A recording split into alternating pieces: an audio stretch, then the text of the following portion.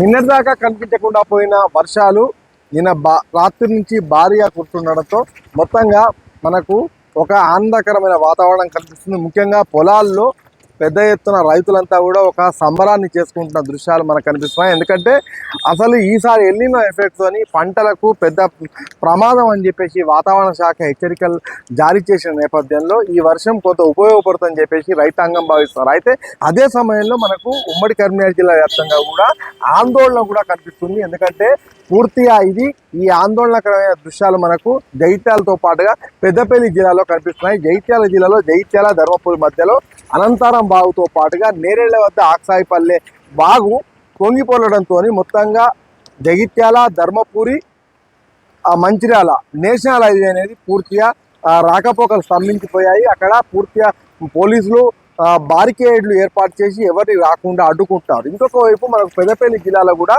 ఇప్పటికే high alert, red alert ప్రకటించారు.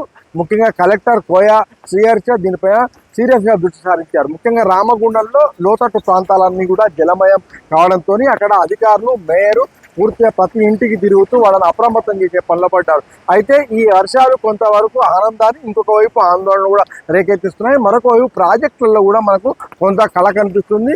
ముఖ్యంగా ఎల్లంపల్లి ప్రాజెక్టు డెడ్ స్టోరేజీకి పడిపోయే నేపథ్యంలో అందులోకి ఏకంగా 45,000 క్యూసెక్ల నీరు రావడంతో పైన కురుస్తున్న వర్షాలతోని కడెం ప్రాజెక్ట్ నుంచి వస్తున్న వరదతోని పూర్తిగా అక్కడ ప్రవాహం కనిపిస్తుంది. ఈ నేపథ్యంలో మొత్తంగా నిన్నటి నుంచి కురుస్తున్న వర్షం మాత్రం ఒకవైపు సంతోషాన్ని, ఇంకొక వైపు ఆందోళన, రెండు పరిస్థితులను కూడా మనకు జిల్లాలో కళ్ళకు కడుతోంది.